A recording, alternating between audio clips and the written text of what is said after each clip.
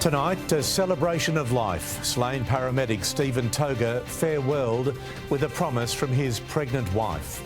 The shock, sudden death of a popular MasterChef judge.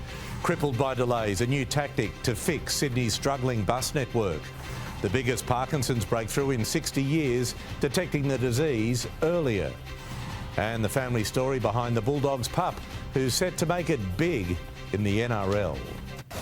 This is 9 News with Peter Overton. Good evening. The life of paramedic Stephen Toga was celebrated today, and the send-off was fitting of the dedicated health hero he was. Hundreds of his colleagues lining a Wollongong street in an emotional guard of honour following his alleged murder in a Campbelltown car park. While Stephen's wife promised their children would know what a compassionate and selfless man he was. They promised a celebration of his life, but it was impossible not to mourn. His family heartbroken and his work family shattered. Stephen Toga's partner on that fateful day, surrounded by support. But not everyone could be there. General broadcast. Today we pause to celebrate the life of paramedic Stephen Toga. A paramedic's work is never done. It's almost 3 weeks since Stephen was allegedly stabbed to death by a stranger, and 7 weeks since he walked down the aisle with the love of his life. Madison is preparing for the birth of their second child. Today, I vow that our two beautiful children will always know what a selfless, hard-working, kind, compassionate person you were. 29 years, it was a life of service, first working as a nurse before becoming a paramedic. Every single day since he was a young child, he knew he wanted to be a New South Wales ambulance paramedic.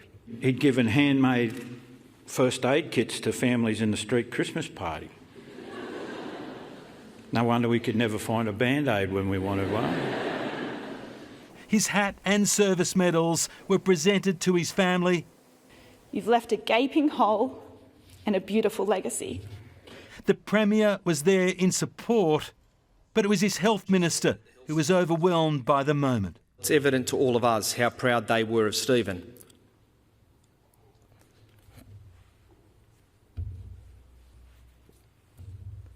I think Stephen would have been proud of them. The tributes delivered, it was then time for that formal farewell. Paramedics shoulder to shoulder with police, honouring one of their own. While the pain lingers, the shock from this tragedy has now become a steely determination to better protect our frontline workers, ensuring that they come home safely each day and night after looking after all of us. It's the least we can do. Damien Ryan, 9 News. His dishes delighted and his charisma in the kitchen captivated viewers. But the sudden death of MasterChef judge Jock Zonfrillo has left a family devastated and fans in shock. The father of four's body was found in a Melbourne property, forcing tonight's season premiere to be postponed. He was the charismatic Scot who won hearts across the country and should have been front and centre when a new MasterChef season launched tonight. Hello everyone and welcome to the MasterChef kitchen! Instead, Jock Zonfrillo's fans, friends, colleagues and family are mourning the 46-year-old who brought his unique flavour to our food scene. All right, today we're going to make a kimchi fried rice. Dealing with something like this is really tragic, and of late we've seen way too many people in our industry fall away like Jock. Zonfrillo's body was found at a Lygon Street address around 2 this morning by police officers sent to conduct a welfare check. The father of four's death won't be treated as suspicious. His family releasing a statement saying, "For those who crossed his path, became his mate or were lucky enough to be his family, keep this proud Scot in your hearts when you have your next whiskey." Born in Glasgow, he got his start under Marco Pierre White, moved to Australia in 2000 and opened restaurants in Adelaide, then jagged a role as a MasterChef judge in 2019. Right now, this moment is all about you two. But Zonfrillo's life wasn't without controversy. He struggled with anxiety and drug addiction. Heroin ends up being a drug that you take because you're in pain if you don't. He was also accused of not being entirely honest in his memoir and closed his restaurant in 2020, leaving creditors out of pocket. Today, his Network 10 colleagues said Jock's charisma, wicked sense of humour, generosity, passion and love for food and his family cannot be measured. He will be greatly missed. Inside this pavilion here at Melbourne's Showgrounds is where MasterChef had finished filming its 15th season. Today it's quiet on set. The series won't go to air this week as its community mourns. Among them, Jamie Oliver, who says Jock was generous with time and spirit. Gordon Ramsay saddened by the devastating news. And fellow Scotsman Jimmy Barnes, who says he was like a brother. They made each other laugh and cry. He's been a major contributor, and people like him, they're not easy to come by. A loss felt hardest by wife Lauren and Jock's 4 children. His TV role paling in comparison to the one he played at home. Family and my family life is so important to me. I've got an amazing wife. I've got these amazing children who I'm super connected and close to.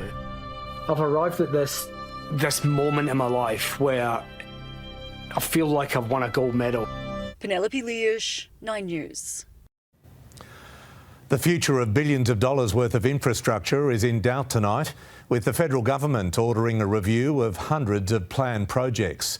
The pre-budget announcement comes as increased competition for construction workers and material sends costs soaring. At the front of a May Day march through the streets of Brisbane, the Prime Minister delayed by a roadblock. Tonight, his government is contemplating blocking a few roads of their own. There are no cuts in the budget in 8 days' time. No cuts, but instead a review into hundreds of road, rail, bridge and infrastructure projects worth tens of billions of dollars. We've seen in the last week Labor talking a lot about their new vision for a big Australia.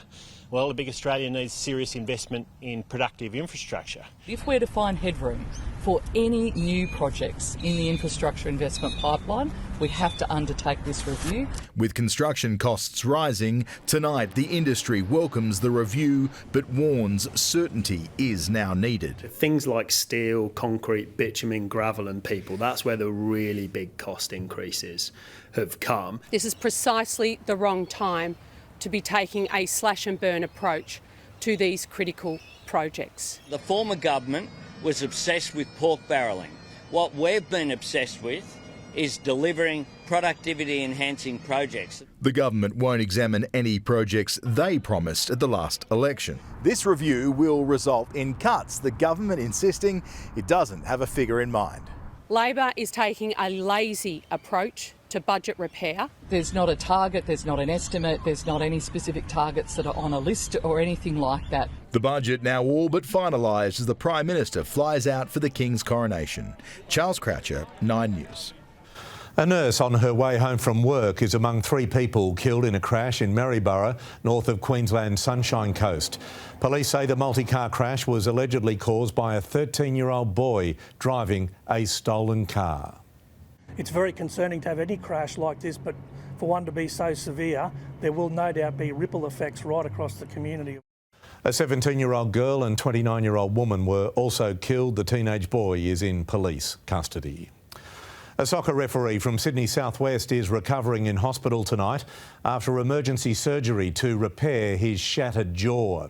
The man accused of assaulting the father of 4 remains behind bars after having bail refused.